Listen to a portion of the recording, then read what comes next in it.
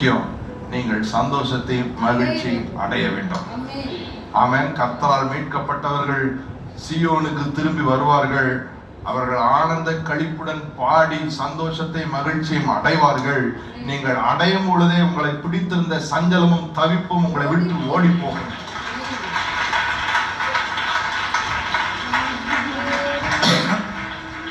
ஆமென் சொல்லுங்களேன்.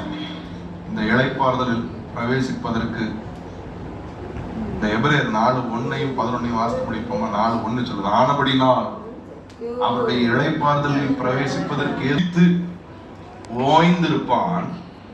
ஆகையால் அந்த திருஷ்டாந்தத்தின்படி ஒருவனாகிலும் கீழ்ப்படியாமையினாலே விழுந்து போகாதபடிக்கு நாம் இந்த இளைப்பாறுதலில் பிரவேசிக்க ஜாக்கிரதையாக இருக்க கடவுள் என்று சொல்லுகிறார். இது புதிய ஏற்பாட்டில் எபிரேயர்கள் பயந்து இருக்க கடவுள்னு 1 சொன்னவர் 11 ஜாக்கிரதையா இருங்க. எதற்கு? இந்த இளைப்பாறுதலுக்கு. இளைப்பாரி ஆக வேண்டும் பிரியமானவர்களே. ஆண்டவர் சமூகத்துல இளைப்பாரி பழங்கள் இன்னைக்கு பொருத்தனை பண்ணுங்க. இனி இந்த சண்டே நான் ஹாலிடே ஆண்டவரே, ஹோலிடேயா, உங்களுக்காக பிரித்தெடுக்கப்பட்ட நாளா, உங்களை நினைக்கிற நாளா, இங்க வந்து நான் சந்தோஷம் மகிழ்ச்சியும் அடைந்து ஆமென் இந்த நாள் முழுவதும் உங்களை நினைப்பேன். நீங்க பொருத்தனை பண்ணி பாருங்க. இனி சீக்கிரத்துல இந்த 1 மந்த்ல ஆர் ஈவன் பிஃபோர் தட் ஆண்டவர் உங்களை 6வது நாள்லயே உங்களை ரெஸ்ட்டுக்குள்ள கூட்டு வந்துருவாரு. 7வது நாள் நீங்க தேடாத அளவுக்கு 6வது நாளே உங்க பிரச்சனையை முடிச்சிருவார். 7வது நாள் நீங்க தேடி ஓட திரிய தேவையே இருக்க. பொருத்தனை பண்ணி பாருங்க. இன்னைக்கு ஆண்டவரே இந்த 7வது நாள் நான் போனை ஆஃப் பண்ணி போடுறேன். மனைவிமார் உங்கள் கணவனுக்கு நீங்கள் உதவி செய்யுங்கள். எப்படி உதவி செய்யுங்கள்? சார்ஜரை ஒழித்து வையுங்கள். முடிந்தால் செல்போனையே ஒழித்து வையுங்கள். ஆமென். சண்டே சர்வீஸ்க்கு கைப்பிடித்து கூட்டு வாருங்கள்.